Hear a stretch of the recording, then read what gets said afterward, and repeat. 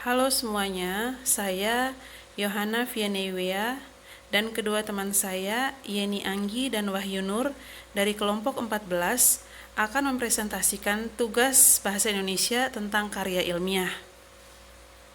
Yang pertama kita lihat tentang pengertian karya ilmiah. Karya ilmiah adalah karangan yang memaparkan pendapat, hasil pengamatan, tinjauan, dan penelitian dalam bidang tertentu yang disusun menurut metode tertentu yang sistematika penulisan, bersantun bahasa, dan isi yang kebenarannya dapat dipertanggungjawabkan. Pengertian karya ilmiah menurut beberapa ahli. Yang pertama menurut Eko Susilo. Karya ilmiah adalah salah satu karangan atau tulisan yang didapat sesuai sifat keilmuannya yang didasari oleh hasil pengamatan, pemantauan, penelitian dalam bidang tertentu, disusun menurut metode tertentu, serta sistematika penulisan yang bersantun bahasa dan isinya dapat dipertanggungjawabkan kebenarannya atau keilmiahannya. Yang kedua menurut Wiloka dan Riana. Karya ilmiah atau artikel ilmiah merupakan karya seorang ilmuwan atau pembangunan yang hendak membangun ilmu pengetahuan, teknologi, dan seni yang didapat melalui literatur, pengalaman, serta penelitian. Berikut kita lihat jenis-jenis karya tulis ilmiah. Jenis-jenis karya tulis ilmiah yang pertama ada artikel, yang kedua makalah, yang ketiga skripsi, keempat tesis, yang kelima paper, yang keenam kertas kerja atau work paper. Nah, yang berikutnya kita lihat struktur karya tulis ilmiah. Struktur karya tulis ilmiah ini yang pertama adalah halaman judul. Judul karya tulis ilmiah ditulis berdasarkan topik yang diangkat sehingga menjadi nama dari karya ilmiah tersebut. Judul karya ilmiah harus ditulis semenarik dan sejelas mungkin sehingga pembaca mendapatkan gambaran tentang apa isi dari karya ilmiah tersebut. Yang kedua adalah abstrak. Abstrak ini adalah ringkasan dari seluruh isi karya tulis tersebut. Abstrak ditulis bergantung pada peraturan akademis tertentu. Pada umumnya, abstrak ditulis dengan maksimal 150 sampai 200 kata dengan jarak spasi 1,5 atau 1,5 dan tidak ada jarak antar baris. Isi abstrak antara lain tujuan penelitian, metode penelitian, sumber data, dan pembahasan. Bagian bawah abstrak terdapat kata kunci. Kata kunci ini ditulis maksimal 5 kata. Setelah abstrak ada pendahuluan. Di dalam pendahuluan terdapat latar belakang masalah, identifikasi masalah, pembatasan masalah, perumusan masalah, tujuan pembahasan, dan kemaknawian tulisan. Setelah pendahuluan ada kerangka teoritis. Kerangka teoritis berisi penjelasan tentang hasil kajian terhadap teori dan hasil-hasil penelitian yang sudah ada dan telah terpublikasi dan relevan dengan karya tulis ilmiah tersebut. Pada bagian ini, teori-teori dari para ahli akan diibaratkan sebagai pisau untuk mengupas permasalahan yang disebutkan pada bagian rumusan masalah. Dalam menyusun teori tersebut, kemampuan menggunakan kaidah pengutipan sangat dibutuhkan agar tulisan tidak dinilai sebagai plagiarisme.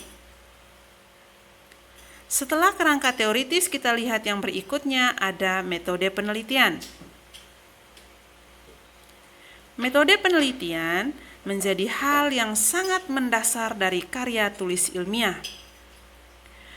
Metode atau prosedur penelitian menjadi petunjuk penulis untuk meneliti dengan langkah-langkah yang benar, sebab jika metodenya salah, pembahasannya pasti juga akan salah. Ada dua metode yang dalamnya masih ada subbagiannya, yaitu metode kualitatif dan metode kuantitatif. Nah, itu untuk metode penelitian. Yang berikutnya kita lihat pembahasan.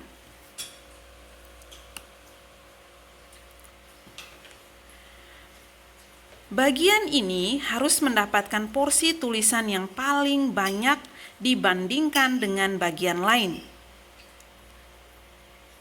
Apa yang tertulis pada bagian kerangka teoritis akan digunakan semaksimalnya pada bagian ini. Penulis akan menggunakan daya analisisnya secara objektif bergantung pada metode yang dipilih. Jika metode kuantitatif yang dipilih, data akan dijabarkan dengan bantuan beberapa fitur seperti grafik, diagram, ataukah tabel. Sementara itu, jika metode kualitatif yang dipilih, data yang diuraikan secara verbal. Nah, itu bagian pembahasannya. Yang berikutnya kesimpulan dan saran.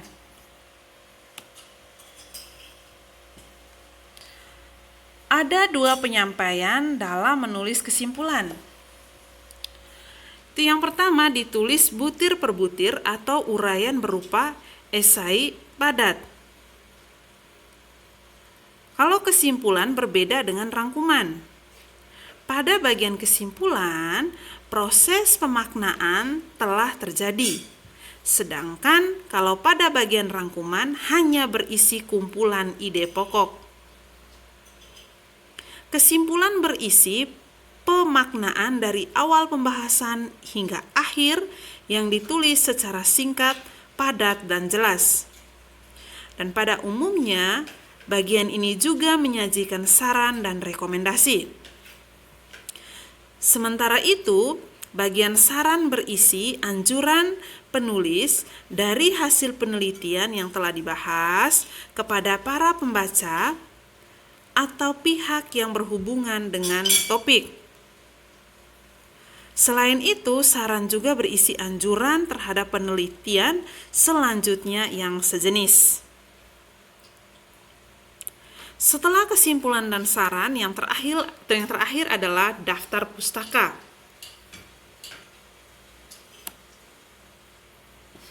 Karya tulis ilmiah wajib menyertakan sumber karena jika tidak akan dianggap sebagai plagiarisme. Penulisan daftar pustaka membutuhkan waktu yang tidak sebentar dan ketelitian yang mendalam dan harus bergantung pada format. Setelah struktur karya tulis ilmiah, selanjutnya kita lihat ciri-ciri karya ilmiah. Yang pertama, suatu permasalahan diungkapkan secara logis, fakta dari data yang kredibel, dan analisis yang objektif, serta pada bagian rumusan masalah diungkapkan dengan kalimat interrogatif. Yang kedua, opini yang dikemukakan harus berdasarkan teori dari berbagai sumber, seperti pendapat ahli, jurnal ilmiah, ataupun buku-buku yang sudah terbit, bukan berasal dari imajinasi, perasaan, ataupun pendapat yang subjektif. Yang ketiga, ragam bahasa harus ilmiah, tidak ambigu, dan tidak menggunakan kata-kata yang bersifat konotatif. Itu merupakan ciri-ciri karya ilmiah. Selanjutnya kita lihat manfaat dan tujuan karya ilmiah. Manfaat karya ilmiah yang pertama, mendapatkan kepuasan intelektual. Yang kedua, memperluas cakrawala ilmu pengetahuan. Dan yang ketiga, sebagai bahan acuan atau penelitian pendahuluan untuk penelitian selanjutnya. Itu manfaatnya. Kalau tujuan karya ilmiah yang pertama, sebagai wahana untuk melatih ide tersurat atau hasil penelitian dalam bentuk karya ilmiah yang sistematis dan metodologis.